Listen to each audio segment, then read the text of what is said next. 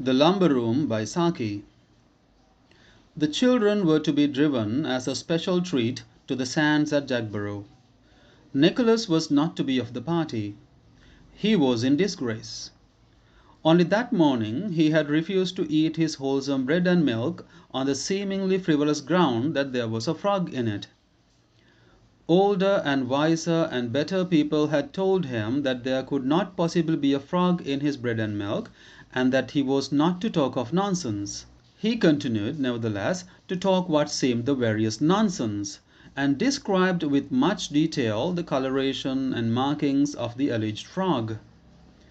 The dramatic part of the incident was that there really was a frog in Nicholas's basin of bread and milk. He had put it there himself, so he felt entitled to know something about it. The sin of taking a frog from the garden and putting it into a bowl of wholesome bread and milk was enlarged on at great length, but the fact that stood out clearest in the whole affair, as it presented itself to the mind of Nicholas, was that the older, wiser, and better people had been proved to be profoundly in error in matters about which they had expressed the utmost assurance. "You said there couldn't be possibly a frog in my bread and milk?" "There was a frog in my bread and milk," he repeated, with the insistence of a skilled tactician who does not intend to shift from favorable ground. So his boy cousin and girl cousin and his quite uninteresting younger brother were to be taken to Jagborough Sands that afternoon, and he was to stay at home. His cousin's aunt, who insisted by an unwarranted stretch of imagination in styling herself his aunt also, had hastily invented the Jagborough expedition in order to impress on Nicholas the delights that he had justly forfeited by his disgraceful conduct at the breakfast table. It was her habit, whenever one of the children fell from grace, to improvise something of a festival nature from which the offender would be rigorously debarred. If all the children sinned collectively, they were suddenly informed of a circus in a neighboring town, a circus of unrivalled merit and uncounted elephants, to which, but for their depravity, they would have been taken that very day.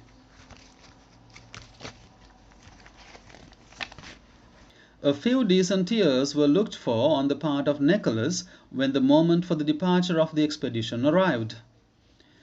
As a matter of fact, however, all the crying was done by his girl cousin, who scraped her knee rather painfully against the step of the carriage as she was scrambling in. "How she did howl," said Nicholas cheerfully, as the party drove off without any of the elation of high spirits that should have characterized it. "She'll soon get over that," said the soi-disant aunt. "It will be a glorious afternoon for racing about over those beautiful sands. How they will enjoy themselves!" "Bobby won't enjoy himself much, and he won't race much either," said Nicholas with a grim chuckle. "His boots are hurting him. They are too tight." "Why didn't he tell me they were hurting?" asked the aunt with some asperity. "He told you twice, but you weren't listening." "You often don't listen when we tell you important things." "You are not to go into the gooseberry garden," said the aunt, changing the subject. "Why not?" demanded Nicholas. "Because you are in disgrace," said the aunt loftily. Nicholas did not admit the flawlessness of the reasoning. He felt perfectly capable of being in disgrace and in a gooseberry garden at the same moment.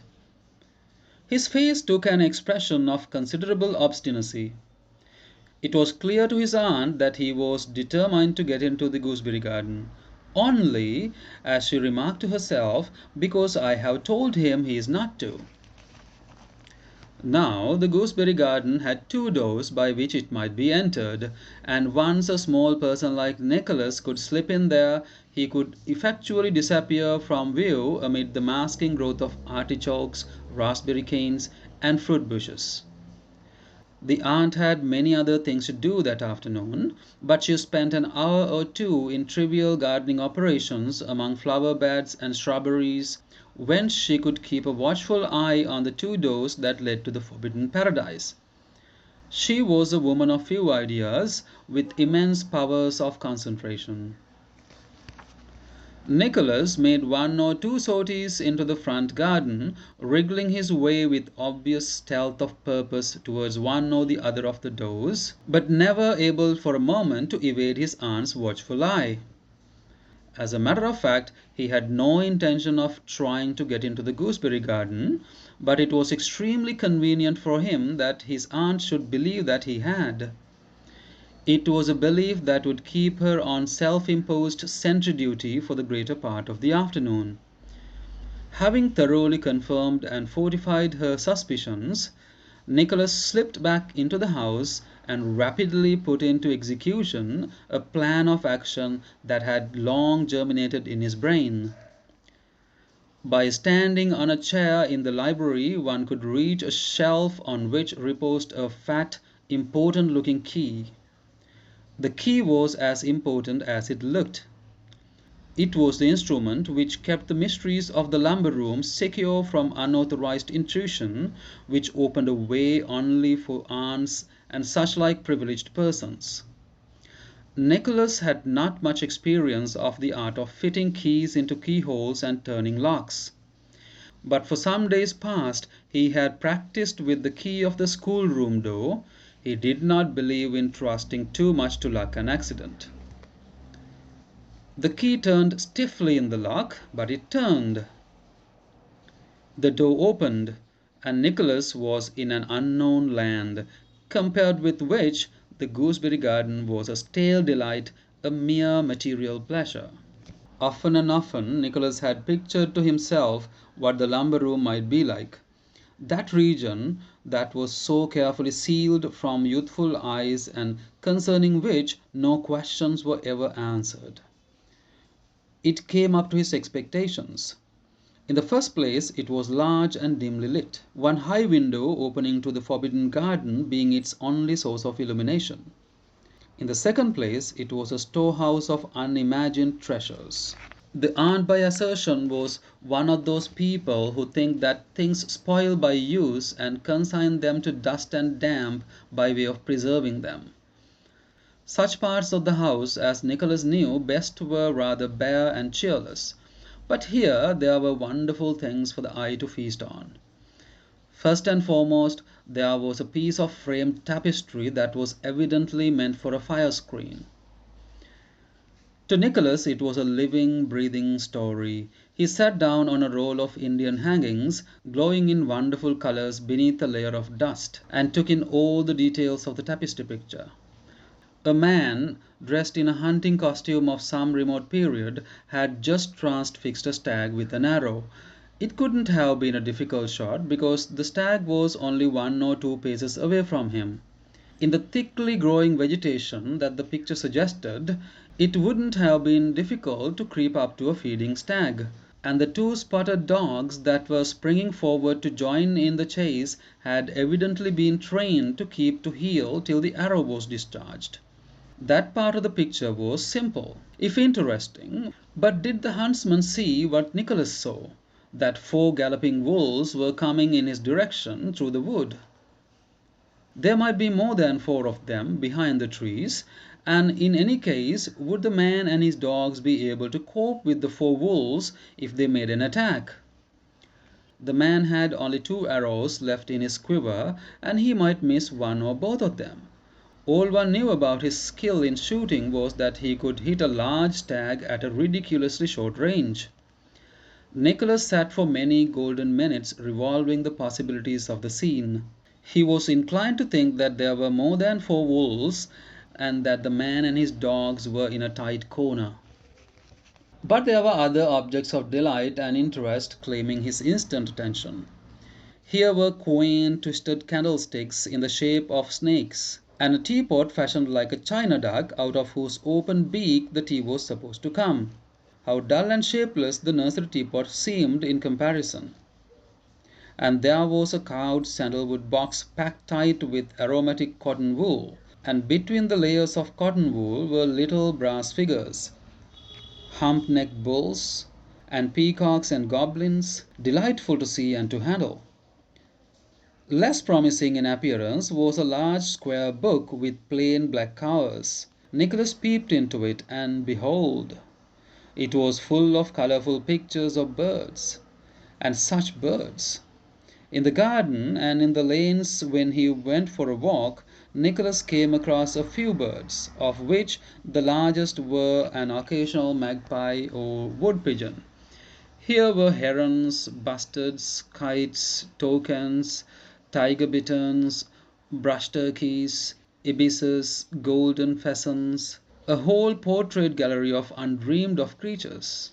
And as he was admiring the coloring of the mandarin duck and assigning a life history to it, the voice of his aunt in shrill vociferation of his name came from the gooseberry garden without. She had grown suspicious at his long disappearance, and had leapt to the conclusion that he had climbed over the wall behind the sheltering screen of the lilac bushes.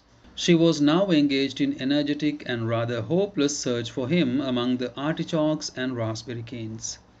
"Nicholas, Nicholas," she screamed, "you are to come out of this at once. It's no use trying to hide there. I can see you all the time." It was probably the first time for 20 years that anyone had smiled in that lumber room. Presently the angry repetitions of Nicholas's name gave way to a shriek, and a cry for somebody to come quickly. Nicholas shut the book, restored it carefully to its place in a corner, and shook some dust from a neighboring pile of newspapers over it. Then he crept from the room, locked the door, and replaced the key exactly where he had found it. His aunt was still calling his name when he sauntered into the front garden. "Who's calling?" he asked. "Me," came the answer from the other side of the wall. "Didn't you hear me? I've been looking for you in the gooseberry garden, and I have slipped into the rainwater tank. Luckily there is no water in it, but the sides are slippery and I can't get out. Fetch the little ladder from under the cherry tree." "I was told I wasn't to go into the gooseberry garden," said Nicholas promptly. "I told you not to, and now I tell you that you may," came the voice from the rainwater tank rather impatiently. "Your voice doesn't sound like aunt's," objected Nicholas.